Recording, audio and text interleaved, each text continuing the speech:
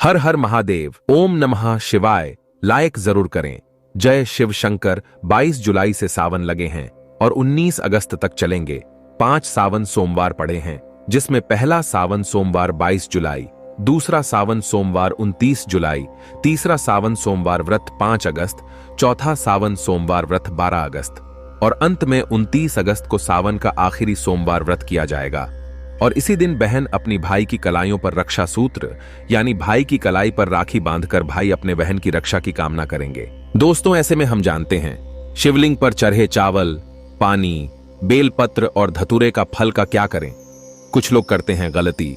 वो लोग शिवलिंग पर जल, चावल, पानी, बेलपत्र, धतूरा आदि तो चढ़ा देते हैं, लेकिन शिवलिंग से एक चीज लाना भूल जाते हैं और इसी कारण उन्हें फल की प्राप्ति नहीं होती। सारी जानकारी इस वीडियो में बताएंगे। क्या शिवलिंग पर चढ़ाए जाने वाले पानी, बेलपत्र, धतूरे का फल इत्यादि को फेंक देना चाहिए या नदी में विसर्जित कर देना चाहिए? इसका क्या करना चाहिए? दोस्तों, शिवलिंग पर जो भी हम वस्तु चढ़ाते हैं वह जागृत हो जाता है, उसमें चैतन्य आ जाता है। तो क्या शिवलिंग पर चढ़े चीजों को पानी में बहा देना चाहिए? क्या पानी में बहा देना अच्छा होता है या फिर दोस्तों इसका क्या करना चाहिए? सारी जानकारी इस वीडियो में आप सभी दर्शकों को सीखने को मिलेगी। दोस्तों, आज की वीडियो बहुत ही सुंदर है, बहुत इंपॉर्टेंट जानकारी है। अधिकतर 99% लोग भगवान भोलेनाथ की पूजा करते हैं, लेकिन पूजा करने के बाद शिवलिंग पर जल चढ़ाते हैं, बेल पत्र चढ़ाते हैं, यहां तक कि अक्षत भी चढ़ाते हैं, लेकिन चढ़ाने के बाद यह एक कार्य करना भूल जाते हैं। अर्थात दोस्तों, ये चढ़ाने के बाद इनका यूज करना भूल जाते हैं। वही जानकारी इस वीडियो में बताऊंगा। दोस्तों, ये जानकारी पाने के लिए वीडियो को पूरा जरूर देखना। आज की वीडियो जरा सी भी मिस मत करना, यह जानकारी आपकी किस्मत संवार देगी। आज की इस वीडियो में मैं धन दौलत की बात नहीं करूंगा, बल्कि दोस्तों आज की इस वीडियो में जो हम धतूरे चढ़ाते हैं, पानी चढ़ाते हैं, बेल पत्र चढ़ाते हैं, इसके यूज के बारे में बताऊंगा। तो इस संसार में बाबा भोलेनाथ के सबसे ज्यादा भक्त है। यहां तक कि नासा वैज्ञानिक भी मानते हैं ब्रह्मांड से ओम की ध्वनि निकलती है और सूर्य देव के हर कण से ओम की ध्वनि ही निकलती है। नासा वैज्ञानिक बताते हैं जो पूरा ब्रह्मांड है, गैलेक्सी है, यूनिवर्स है, वह साक्षात भगवान शिव की जटा है। सोचो, पूरा ब्रह्मांड, गैलेक्सी, यूनिवर्स भगवान शिव की जटा का मात्र एक अंश दिखाई देता है। हमारे शिव जी कितने विशाल होंगे आप सोच भी नहीं सकते। ब्रह्मांड तो मात्र भगवान शिव की पैरों की धूल का एक कण का हिस्सा है। भगवान शिव को लाइक जरूर करें, हम बहुत अच्छी जानकारी आपको बताएंगे और हमारे चैनल को सब्सक्राइब करके रखें। दोस्तों, खास करके सावन के महीने में बाबा भोलेनाथ को प्रसन्न करने के लिए सभी भक्तगण जुटे होते हैं और उन्हें प्रसन्न करने में प्राय सभी लोग लगे होते हैं। यहां तक कि लोग कावड़ की यात्रा भी करते हैं। दोस्तों, कावड़ यात्रा का प्रारंभ सबसे पहले भगवान परशुराम ने किया था और तभी से ही कावड़ यात्रा की जाने की प्रथम है। लेकिन दोस्तों, ज्ञान के अभाव के कारण पूर्ण रूप से लोगों को फल नहीं मिल पाता। भोलेनाथ की पूजा तो लोग करते हैं, लेकिन ज्ञान के अभाव के कारण उन्हें पूर्ण रूप से फल प्राप्त नहीं हो पाता। पूजा करना ही पर्याप्त नहीं होता। दोस्तों, संयम, नियम एवं सामग्रियों का संचय करना भी जरूरी होता है। किस प्रकार जरूरी होता है, ध्यान से सुनिए। जैसे आप अपने घर में सत्यनारायण जी की पूजा करते हैं तो प्रसाद जरूर खाते होंगे। बिना प्रसाद के, बिना प्रसाद खाए पूजा का फल आपको पूरा नहीं मिल पाता। वैसे दोस्तों, आप शिवलिंग की खूब पूजा करते हैं, भगवान भोलेनाथ को खूब सारा सामग्री भेंट करते हैं, धतूरे चढ़ाते हैं, अक्षत चढ़ाते हैं, पानी चढ़ाते हैं, बेलपत्र चढ़ाते हैं, लेकिन इनका सही तरीके से आपको उपयोग करना नहीं आता। दोस्तों, इसलिए आपको शिव पूजा का पूरा फल प्राप्त नहीं हो पाता। तो आपको थोड़ा सा इस वीडियो को ध्यान से देखना है, ध्यान से सुनना। आपको समझ में आ जाएगा कि शिवलिंग पर भांग, धतूरा, बेलपत्र चढ़ाने के बाद इसका क्या करना चाहिए। देखिए, शिवलिंग पर भांग, धतूरा, जल, बेलपत्र जरूर चढ़ाते हैं, लेकिन क्या आप जानते हैं इन चीजों को चढ़ाने के बाद क्या करना चाहिए? इन सभी चीजों को खाना चाहिए, पीना चाहिए या संभाल कर रखना चाहिए? आखिर क्या करना चाहिए? नहीं तो आपको बाद में पछताना पड़ता है। अभी जान लीजिए।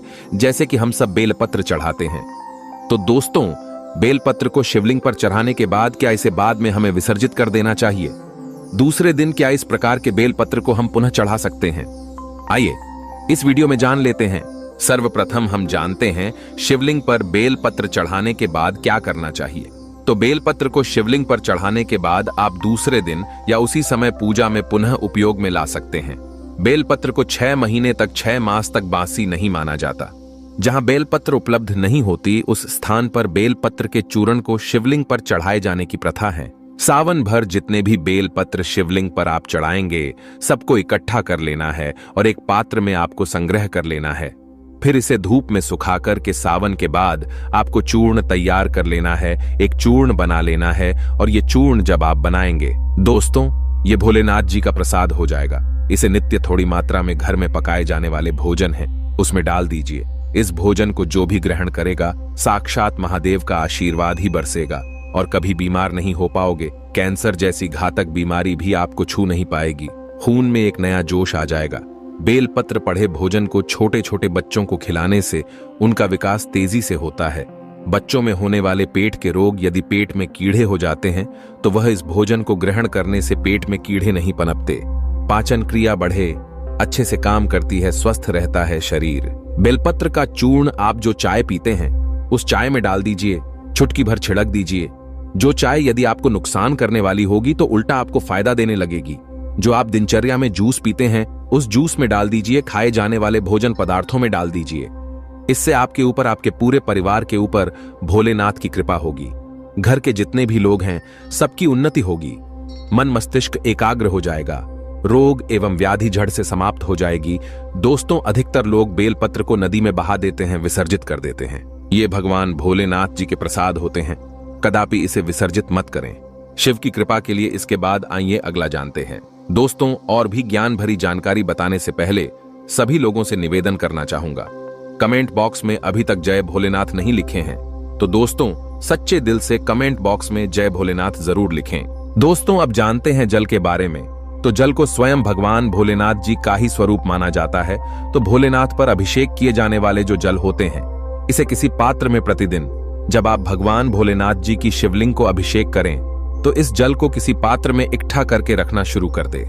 दोस्तों, इस जल का छिड़काव नित्य पूरे सावन महीने भर आप अपने घर में करें और जल की कुछ मात्रा किसी बोतल में इकट्ठे करके रखना शुरू कर दें। इसका प्रयोग सुनिए तो जब किसी को भूत प्रेत ग्रसित करता है, भूत प्रेत बाधा पकड़ लेता है, शनि राहु ये जो नीच ग्रह कहे गए हैं किसी को परेशान करना शुरू कर दे तो इसके थोड़े से जल किसी को पिला दें तो भूत प्रेत, जिन, जिन्नात ये सारे नकारात्मक शक्ति कहे गए हैं ये सब भाग जाते हैं, तत्काल छोड़कर भाग जाते हैं। दोस्तों, नित्य शिवलिंग पर चढ़ाए गए पानी को बोतल में भर करके रख लीजिए और नित्य पीजिए तो आपके शरीर में अलौकिक ऊर्जा आएगा, आपके शरीर में आकर्षण बढ़ेंगे, आपके शरीर में शक्ति आना शुरू हो जाएंगे। और रही बात घर में अगर इस पानी का छिड़काव करेंगे, शिवलिंग पर चढ़े गए पानी का छिड़काव करेंगे तो आपके घर में धन का भंडार भर जाएगा। ये होता है शिव पूजा में चढ़ाए गए जल का महत्व और आपके घर के वास्तु दोष भी जड़ से समाप्त हो जाएंगे। भगवान शिव की कृपा से आंखों की बढ़ती है रोशनी।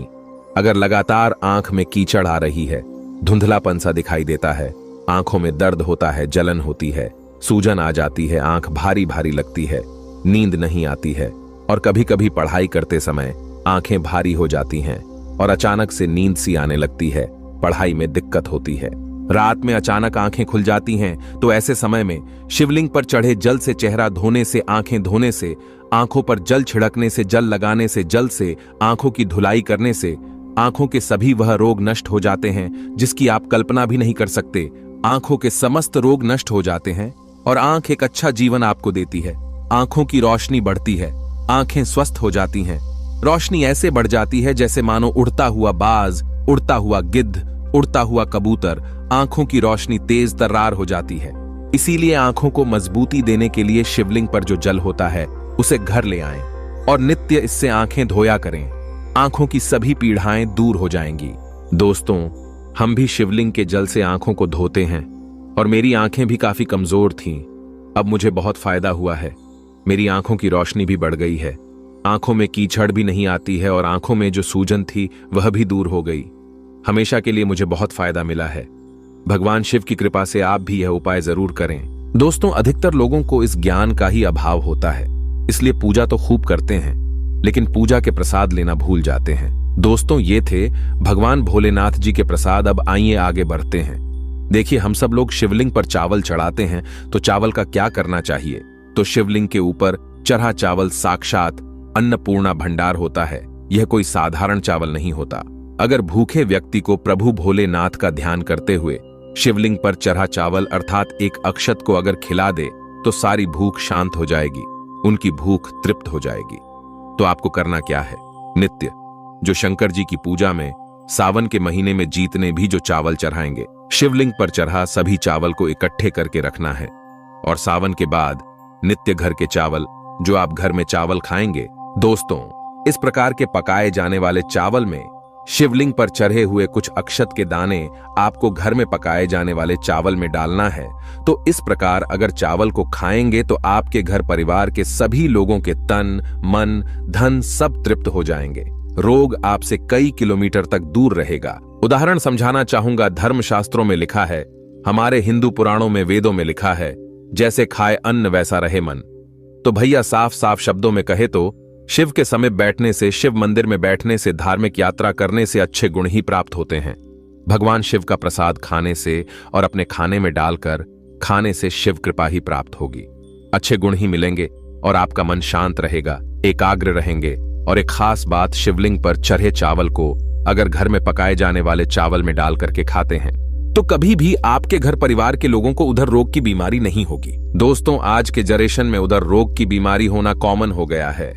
अब जानते हैं धतूरे के बारे में कि हम सब लोग शिवलिंग पर धतूरे तो खूब चढ़ाते हैं, धतूरे के फल चढ़ाते हैं। तो धतूरे के फल का क्या करना चाहिए? तो धतूरा के फल शिवलिंग पर चढ़ाने से आपको अनेकों लाभ प्राप्त होते हैं। धतूरा और बेलपत्र चढ़ाए बगैर भगवान शिव की पूजा अधूरी ही मानी जाती है। खासकर सावन में 4 चांद लग जाते हैं जब कोई धतूरा और बेलपत्र शिवजी पर चढ़ते हैं। दोस्तों शिवलिंग पर चढ़े धतूरे के फल को इकट्ठे करके आपको रखना है और इसका प्रयोग इस प्रकार से करना है। देखिए, घर के द्वार पर 5 फीट के नीचे धतूरे के फल को गाढ़ने से 5 फल धतूरे के लेना है और 5 फीट के नीचे इसे गाढ़ना है। भूत प्रेत, नकारात्मक शक्ति, अला बला आपके घर में कदापि नहीं आ पाएंगे। आपका घर हमेशा सुरक्षा कवच में घिरे रहेंगे। दोस्तों जिस घर पर शिवलिंग पर चढ़े धतूरे का फल होता है उस घर पर शनि राहु केतु का कभी भी कुप्रभाव नहीं होता। उस घर के हमेशा अध्यात्म उन्नति होती है। दोस्तों अधिकतर लोगों की उन्नति घर में वास्तु दोष लगने के कारण नहीं हो पाती, लेकिन लोगों को इसके बारे में पता नहीं होता। तो घर पर शिवलिंग पर चढ़े धतूरे के फल को आप अपने घर के किसी भी हिस्से में गाड़ कीजिए तो आपके घर से वास्तु दोष मिट जाएंगे। वास्तु पुरुष भगवान शिव का ही अंश है, भगवान शिव के पसीने से उत्पन्न हुआ है।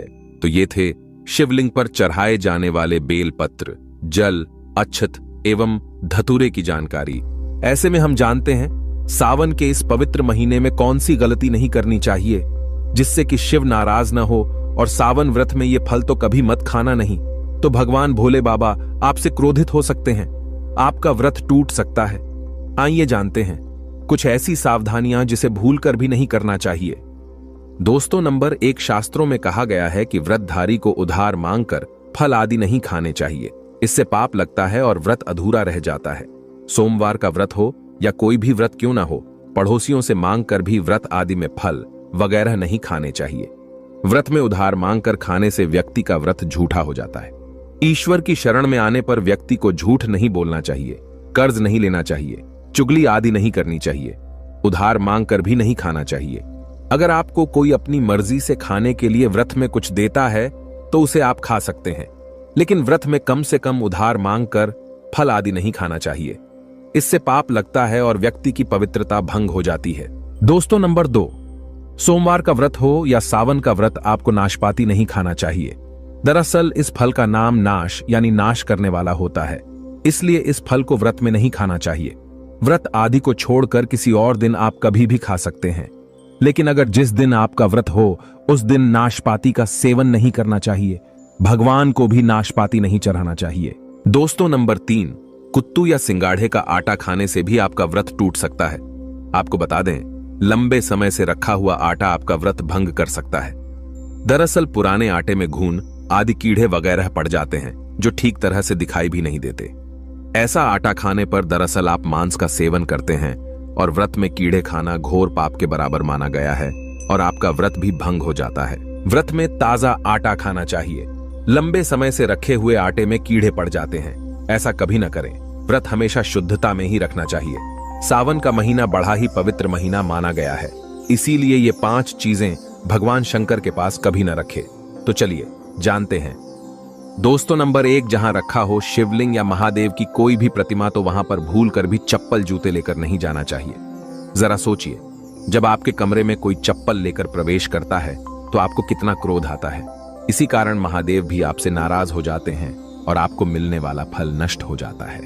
ऐसे में मंदिर में नंगे पांव ही प्रवेश करना चाहिए, क्योंकि चमड़े की चप्पल हमेशा अशुद्ध रहती है। इससे देव शक्ति नाराज होती है।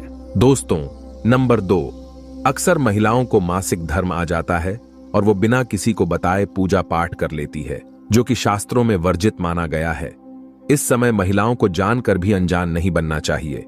अगर आपको मासिक पीड़ा है तो घर के बने मंदिर में या बाहर बने मंदिर में कभी प्रवेश नहीं करना चाहिए। इससे देव शक्तियां नाराज होकर आपसे क्रोधित हो सकती है। ऐसे समय में शिवलिंग को छूना घोर पाप के बराबर माना गया है। जरा सोचिए, ऐसी अवस्था में जब महिला को बुरा लगता है तो ईश्वर को कितना बुरा लगेगा। इसीलिए महिलाओं को ऐसी अवस्था में मंदिर यात्रा, घर में पूजा पाठ, भगवान की प्रतिमा को छूना या तुलसी में पानी भी नहीं डालना चाहिए।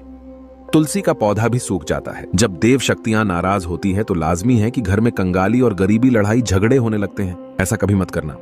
दोस्तों, नंबर 3, शास्त्रों में बताया गया है कि जहां होता है शिवलिंग तो वहां पर सभी शक्तियां सक्रिय रहती हैं। अगर घर में होता है शिवलिंग तो वह व्यक्ति महादेव की कृपा सदैव पा लेता है। वास्तु शास्त्र के अनुसार शिवलिंग से हर वक्त ऊर्जा का संचार होता रहता है। इसीलिए शिवलिंग पर जलधारा हमेशा होनी चाहिए, जो ऊर्जा को शांत रखता है। कुछ लोग अपने घर में शिवलिंग तो रख लेते हैं, लेकिन वो 1 हफ्ते के बाद जल चढ़ाते हैं, जो कि बिल्कुल भी अच्छा नहीं माना जाता। अगर आप जल नहीं चढ़ा सकते तो आप अपने घर में शिवलिंग स्थापित कभी न करें, जो कि गरुड़ पुराण में बताया गया है। इससे उल्टा घर में विनाश होता है। दोस्तों, नंबर 4, शास्त्रों में बताया गया है कि तुलसी और महादेव का बैर माना गया है।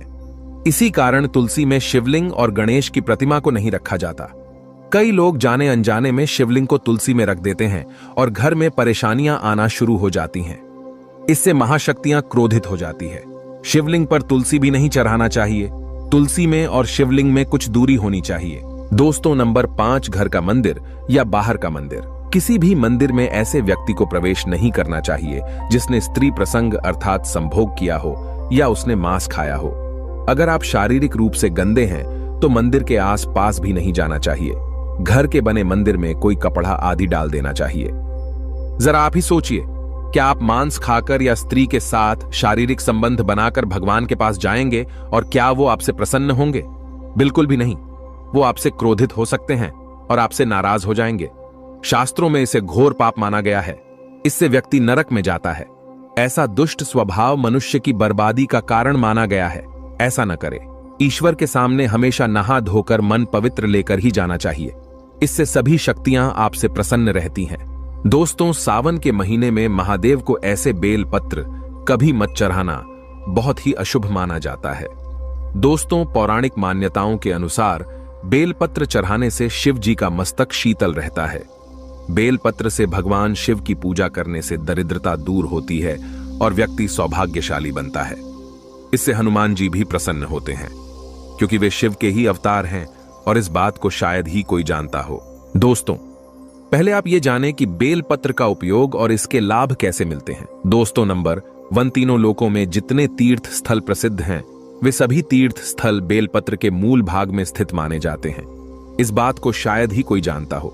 दोस्तों, नंबर 2, यदि बेल का वृक्ष घर के बीचों बीच या पूर्व दिशा में लगा हो तो घर में धन धान्य की कोई भी कमी नहीं रहती और परिजन खुशहाल रहते हैं।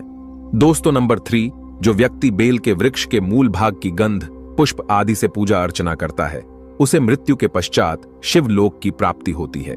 दोस्तों, अब जानते हैं बेल पत्र से जुड़ी कुछ खास बातें। चतुर्थी, अष्टमी, नवमी, चतुर्दशी और अमावस्या तिथियों को संक्रांति के समय और सोमवार को बेलपत्र नहीं तोड़ना चाहिए।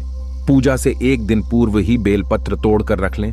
दोस्तों, आपको बता दें, बेलपत्र कभी अशुद्ध नहीं होते। यदि आपको पूजा के लिए नया बेलपत्र नहीं मिल रहे हैं तो आप किसी दूसरे के चढ़ाए हुए बेलपत्र को स्वच्छ जल से धोकर भगवान शिव को अर्पित कर सकते हैं। दोस्तों, बेलपत्र में 3 पत्तियां होनी चाहिए। कटी फटी पत्तियों का बेलपत्र भगवान शिव को अर्पित गलती से भी मत करना। कटी फटी पत्तियों को अर्पित करने से शिव का अपमान माना जाता है और बेलपत्र का भी। इसलिए बेलपत्र की पत्तियां एकदम साफ होनी चाहिए। दोस्तों, सावन के इस पवित्र महीने में अगर जिस व्यक्ति को 5 संकेत मिल जाए तो इससे यह पता चलता है कि महादेव आपकी भक्ति से बहुत प्रसन्न है और आपको धनी होने से कोई भी नहीं रोक सकता। तो चलिए जानते हैं। दोस्तों, नंबर 1, बैल का दरवाजे पर आना।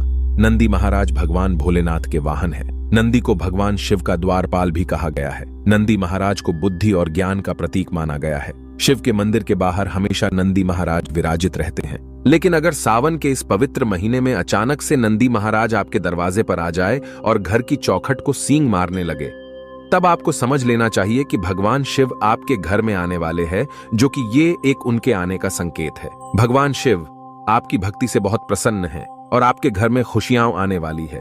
आपको धनी होने से कोई नहीं रोक सकता, लेकिन याद रहे, नंदी महाराज को तिलक लगाकर मीठा भोग जरूर खिलाएं। दोस्तों, नंबर 2, सावन के पवित्र महीने में अचानक से आपके सपनों में अगर शिवलिंग दिखाई दे जाए, अर्थात भगवान शिव दिखाई दे जाए, तो इसे आपको यह समझना चाहिए कि अब आपके जीवन से परेशानियों का अंत जल्दी हो जाएगा। भगवान शिव आपकी सच्ची आराधना भक्ति से बहुत खुश है और वो आपके घर में आने वाले हैं। ऐसे में याद रहे, शिव की भक्ति में कोई भी कमी नहीं आनी चाहिए।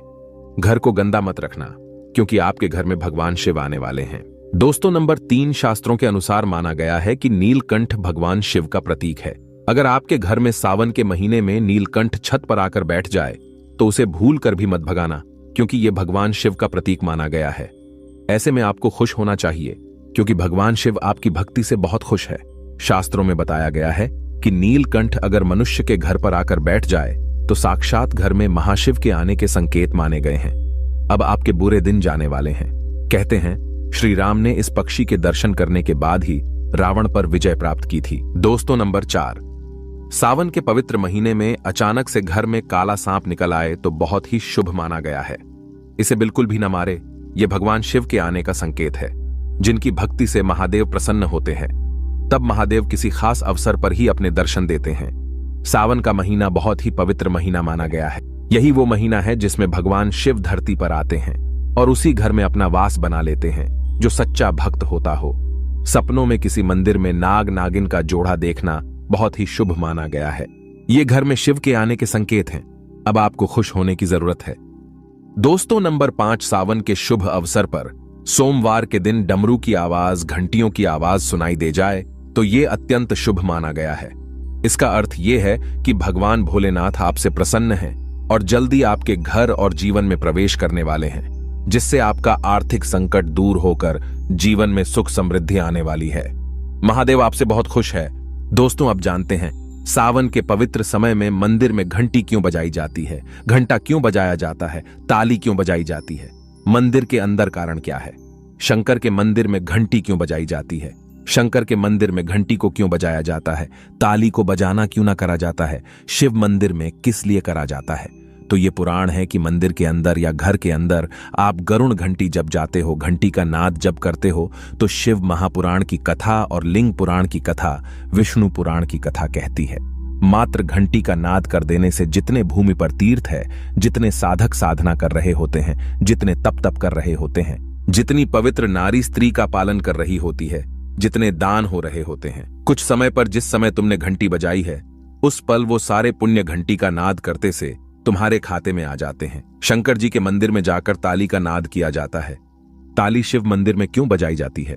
मंदिर में जितने भी बैठे होंगे, जो भजन कर रहे होंगे, जो साधना कर रहे हैं, अभिषेक कर रहा है, पूजन कर रहा है, 3 बार ताली बजाने से उनका सारा का सारा पुण्य हमारे खाते में आ जाता है, खींचा चला आता है। हमारा भाग्य प्रबल हो जाता है, 1 सेकंड में हमारे खाते में आ जाता है और हमें लगता है हम शंकर को रिझा रहे हैं। शंकर को रिझाएं शिव जरूर देते हैं। घर में गरुड़ घंटी का नाद करना। दोस्तों, इसलिए बच्चों को खेलने के लिए घंटी नहीं दी जाती। गरुड़ घंटी कोई खेलने को नहीं देता। दूसरा सामान दे देंगे पर गरुड़ घंटी नहीं देंगे। क्यों नहीं देते? क्योंकि गरुड़ घंटी का जब नाद किया जाता है तो सबका पुण्य हमारे खाते में जाता है। कोई साधारण है घंटी बजाना, पूजन के समय, स्मरण के समय पर भजन आदि करना चाहिए, इसलिए घंटी भी हर कभी नहीं बजाई जाती। और आपसे भी निवेदन है, मंदिर में भी जाओ तो घंटी का नाद करो तो बड़े प्रेम से करो, ऐसे नहीं बजाओ। बजाए जाओ, बजाए जाओ। कई मंदिरों में मंदिर का पट बंद हो जाता है तो भी लोग घंटी बजा देते हैं, दोष लगता है। भगवान अगर मंदिर में सो रहे हैं तो उस समय घंटी बजाना घोर पाप माना जाता है। जिस जगह पर ब्राह्मण विद्वान है, साधक हैं, संत हैं, साधु हैं, मंदिर अगर बंद होता है तो उसके साथ में घंटी के नीचे के भाग को रस्सी से ऊपर बंद दिया जाता है, जिससे बजे ना। कहते हैं अगर विश्राम कर रहे हैं, सो रहे हैं, निंद्रावश्य है या पट बंद है, कुछ समय पट बंद का समय है और घंटी का अगर नाद हो जाए तो कहते हैं 11 ब्राह्मण के भूखे रहने का दोष लग जाता है जीवों को। मात्र घंटी बजा देने पर अगर भगवान विश्राम में है, पटबंद दरवाजा बंद और लिखा हुआ है समय मंदिर खुलने का समय 11 बजे से 3 बजे तक मंदिर बंद होने का समय, और तुमने यदि समय देख लिया, फिर भी तुमने तो देख लिया और तुम उस समय कह रहे हो मैं दूर से आया हूं, घंटी तो बजाऊंगा, तो ऐसा करने से कई लोगों के भूखे रहने का दोष आपको लग जाता है। घंटी बजाने का सबसे शुभ समय माना जाता है सुबह 4 बजे से लेकर सुबह 11 बजे तक अत्यंत दुर्लभ और मंगलकारी माना जाता है। इस समय घंटी बजाना और रात के समय शाम 6 बजे से लेकर रात 11 बजे से पहले तक पूजा पाठ तथा घंटी बजा लेनी चाहिए, क्योंकि 12 से पहले तथा 12 के बाद मंदिर के पट बंद कर दिए जाते हैं। इस समय देवी देवता विश्राम करते हैं, निद्रा में चले जाते हैं। इस समय उन्हें जगाना मतलब घोर पाप का भागीदार बनने के बराबर है। आप अपने पुण्य नष्ट कर सकते हैं। दोस्तों, एक आखिरी ऐसा उपाय है जिसको अगर आपने सावन के पवित्र महीने में कर लिया तो दुनिया की कोई भी ताकत, कोई भी शक्ति आपको करोड़पति होने से रोक नहीं पाएगी। बस कर लेना। यह उपाय सावन बार बार नहीं आता है, उपाय जरूर करना। इस समय भगवान शिव सक्रिय अवस्था में होते हैं, जो मांगो अवश्य होती है हर कामना। दोस्तों, आज हम आपको बताएंगे मात्र कुछ ही समय में आपके जीवन से कर्ज हमेशा के लिए उतर जाएगा। अगर ना उतरे तो आप हमारे चैनल स्माइल फैमिलीज को अनसब्सक्राइब कर देना। हम आपको कागज, पेन, कॉपी आदि पर लिखकर दे सकते हैं कि मात्र कुछ ही समय में इस उपाय से आपका कर्ज तुरंत उतर जाएगा। घर से तमाम तरह की परेशानियां, गृह कलेश, पति पत्नी की परेशानी, नजर दोष, राहु दोष, मंगल दोष, पितृदोष, गरीबों का दोष, भयंकर काल सर्प दोष, शनिदेव का दोष, बरसों पुरानी यदि किसी की बद्दुआ, काला जादू अगर जीवन में किसी ने कर रखा है तो वह मात्र इस उपाय से पल भर में ही दूर हो जाएगा। दोस्तों, ना कम ना ज्यादा पूरे 5 काम आपको करने हैं। दोस्तों, अक्सर हम शौक के लिए क्या कुछ नहीं करते, यहां तक कि अपना घर तक गिरवी रख देते हैं। नौबत यह भी आ जाती है कि कुछ लोग तो कर्ज के कारण अपना घर तक छोड़ देते हैं, और वैसे देखा जाए तो कर्ज से बढ़कर कष्टप्रद कोई स्थिति नहीं होती। कर्ज एक श्राप की तरह होता है जो अगर एक बार लग जाए तो बिना उपाय किए उतरता ही नहीं है। अगर आप भी कर्ज के बोझ से परेशान हैं तो इस उपाय का प्रयोग अवश्य करें। 2 से 8 दिन के अंदर लाभ मिलने लगता है।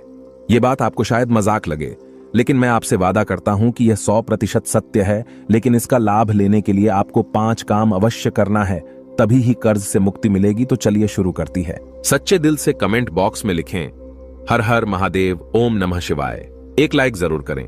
आज का वीडियो बहुत ही सुंदर है, इसीलिए एक लाइक आप पहले ही कर दें, क्योंकि आप लाइक करना भूल जाते हैं। आपका एक लाइक हमारे लिए बहुत ही कीमती है, बहुत ही प्यारा है।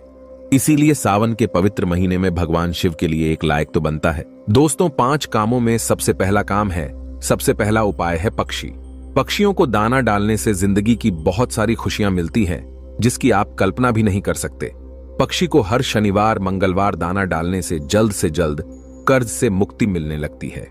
शिव पुराण के अनुसार भगवान शिव कहते हैं, यदि व्यक्ति के जीवन में कर्ज हो तो उसी समय उस व्यक्ति को पक्षी को दाना डालना चाहिए तथा पानी पिलाना चाहिए। भगवान शिव कहते हैं, माटी के प्याले में जिस पक्षी को पानी पिलाया जाता है तो उस व्यक्ति की 7 पीढ़ियां कभी कर्ज नहीं भोगती। माता पार्वती भगवान शिव से कहती हैं, हे महादेव, यदि पिछले जन्म का कर्ज वह अगले जन्म में चुकाना चाहे तो उस मनुष्य को क्या करना चाहिए।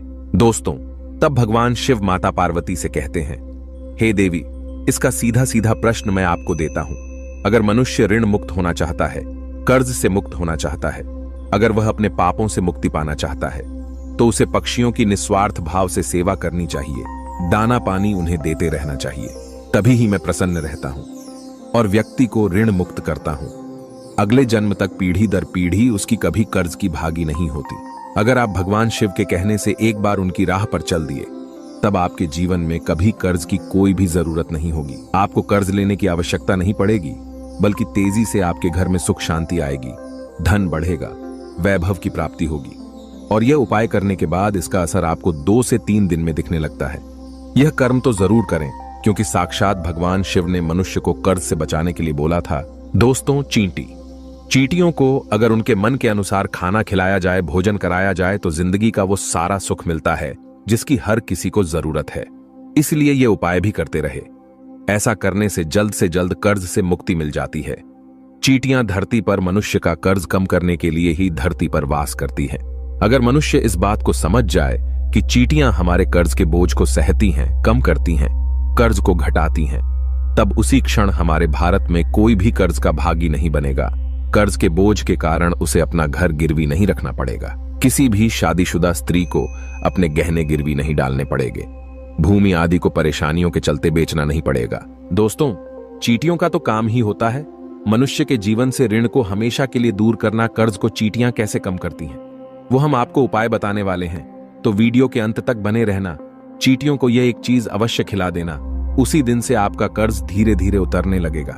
क्या चीज खिलानी है हम वीडियो में बता रहे हैं, बस आप कंटिन्यू बने रहना और वीडियो को लाइक जरूर करें। स्माइल फैमिली चैनल कभी आपके साथ धोखाधड़ी नहीं करता, हम सटीक जानकारी आपको देते हैं। दोस्तों देखिए, चींटियों को आप ऐसा क्या खिलाएं जिससे उसी क्षण हम ऋण मुक्त हो जाएं, कर्ज हमारा छूमंतर से उतर जाए। क्योंकि हमने शुरू में ही बताया था, शास्त्रों में लिखा है कि चींटियां मनुष्य का कर्ज कम करती हैं, कर्ज को घटा देती है, समाप्त कर देती हैं। बस चींटियों को खिला देना यह एक चीज। शास्त्रों के अनुसार माना जाता है कि जब यमराज के दूत मृतक के शरीर से उसकी आत्मा यमराज जी के पास लेकर के जब पहुंचते हैं, तब उसे कुछ याद नहीं रहता। तब उसके कर्म ही चींटी उसके कान तक पहुंचकर याद दिलाती है और तब वह यमराज जी के सामने बोल पाता है। चींटियों को गुरुवार, शनिवार, मंगलवार और बुधवार के दिन यदि बेसन के लड्डू, सुनते रहिए, यदि सावन के महीने में बेसन के लड्डू खिलाए जाएं तो चींटियां प्रसन्न हो जाती हैं और मनुष्य को आशीर्वाद देती हैं। चींटियों को ग्रहों की रानी कहा जाता है। नवग्रह का चींटियों में साक्षात वास होता है। वेद पुराण के अनुसार साक्षात चींटियां माता लक्ष्मी को आपके घर तक ला देती है। घर में माता लक्ष्मी को लाने का सबसे बड़ा हाथ चींटियों का ही होता है, क्योंकि चींटियां प्रसन्न तो माता लक्ष्मी भी प्रसन्न। बेटियों को चीनी खिलौने से ग्रह शांत होते हैं। ग्रह यदि एक बार शांत हो जाए तो मनुष्य खुद ब खुद राजा बन जाता है। करोड़पति महाधनी घर में तेजी से धन चुंबक की तरह खींचा चला आता है। यह दूसरा उपाय है और आपको चींटियों को चीनी या बेसन के लड्डू जरूर खिलते हैं, चूकना मत, भूलना मत। आप चाहें तो मीठे बिस्किट भी चींटियों को आवश्यक पूर्वक खिला सकते हैं। बिस्किट हम भी चींटियों को इस दिन जरूर खिलाते हैं। दोस्तों नंबर 3, बंदर।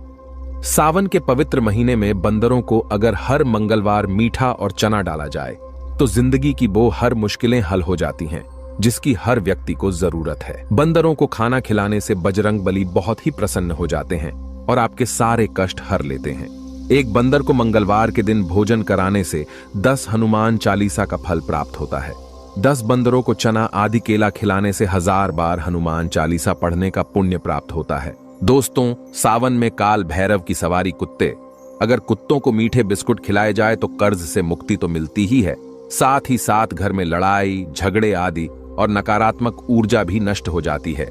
इसीलिए ये उपाय भी करते रहें। भगवान शिव को पशुपतिनाथ यूं ही नहीं कहा जाता, इसीलिए काल भैरव की सवारी कुत्ते को भोजन अवश्य कराएं सावन में। दोस्तों अब बात करते हैं नंबर 5, गाय। दोस्तों शायद आप जानते नहीं, गाय में सारे देवी देवताओं का वास होता है और इन्हें इसी कारण गाय माता के नाम से भी जाना जाता है। अगर हम गाय को पहली रोटी खिलाएं तो इसका असर आपको उसी दिन से ही दिखने लगता है और धीरे धीरे हमारे सारे समस्याएं खत्म हो जाती हैं। अगर आपको किसी बात का भय लगता है या फिर कोई चिंता सता रही है तो ऐसे समय में सावन में आपको अपने सर के ऊपर से 7 बार 5 बेसन के लड्डू अपने सर के ऊपर से उतार कर किसी काले गाय को खिला दे।